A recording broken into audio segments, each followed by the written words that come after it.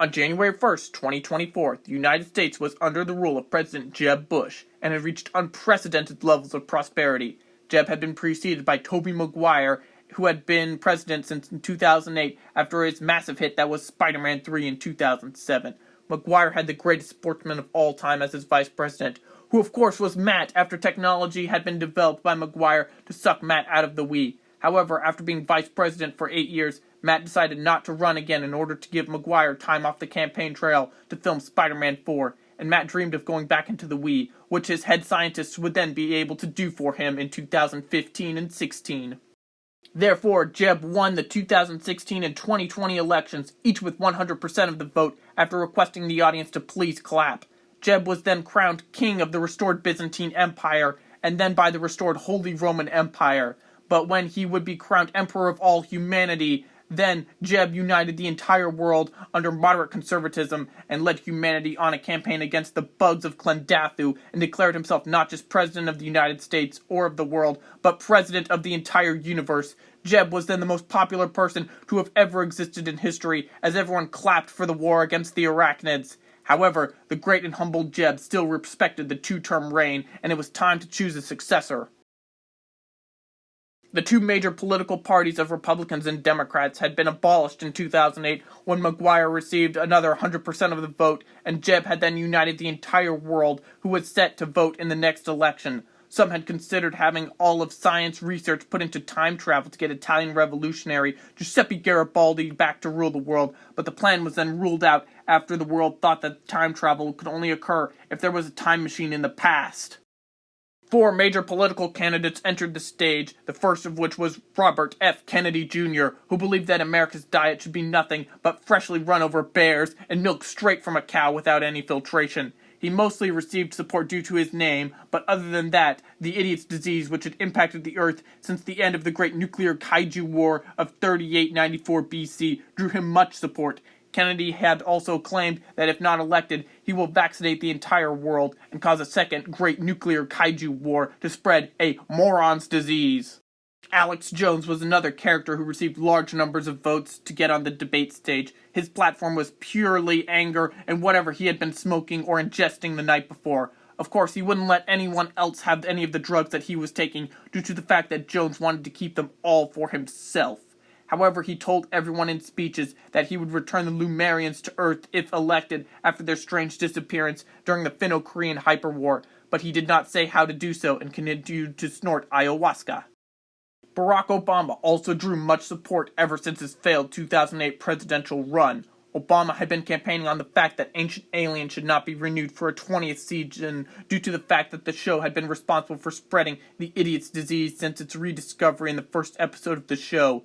Many supported the removal of Ancient Aliens. However, although Obama promised to remove it, he secretly planned on replacing it with a reboot series called Prehistoric Extraterrestrials as a betrayal to the public.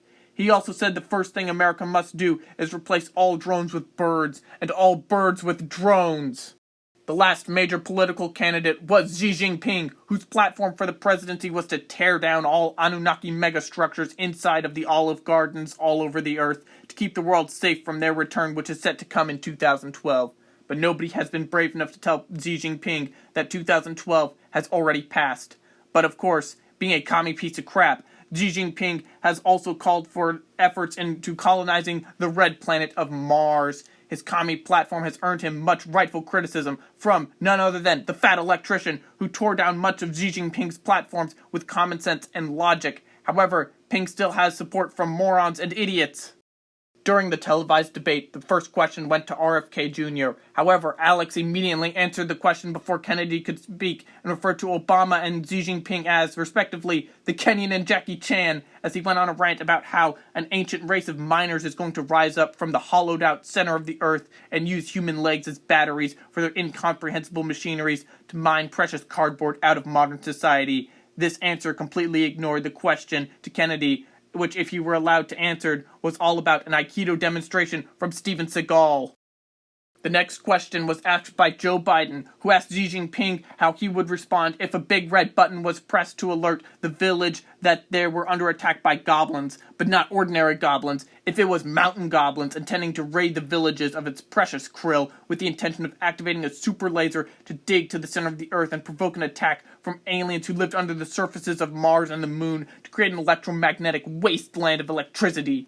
As Z opened his mouth to answer the question, Alex then cut him off, saying, quote, "Jackie Chan here can't answer fast enough because he's in league with the Martians, and as he and the Kenyan want to remove ancient aliens, they haven't advanced true to enlightenment from ayahuasca, and therefore haven't concluded that we need to bring the Lumerians back by force."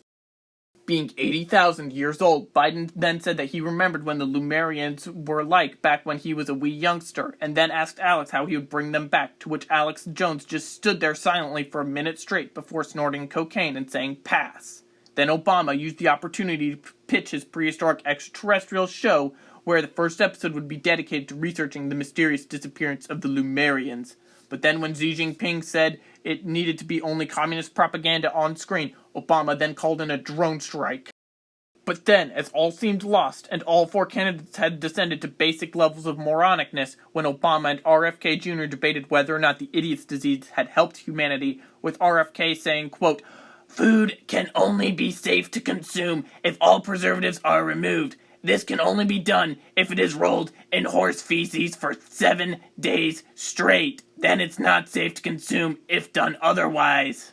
The world was then saved when suddenly a time-traveling Finno-Korean hyperwar hero teleported onto the debate stage. This hero was none other than Brandon Herrera, who had fought in every single war in human history. Although not even 30 years old, Herrera won the entire nation over by blasting all four candidates with an AK-50. And that is definitely 100% an accurate, detailed account of the year 2024. Just look at the date the video is posted and you'll believe it all happened. But what is your favorite Brandon Herrera military moment? Was it scud hunting with Delta Force in the Gulf War? Was it wasting Nazis in World War II? Or my personal favorite, where he single-handedly defeated Palpatine's clones on Biss and came back to Earth centuries later to give Lucasfilm all of their stories to be based on his life? Write in the comments your favorite Herrera war story, and thank you for watching.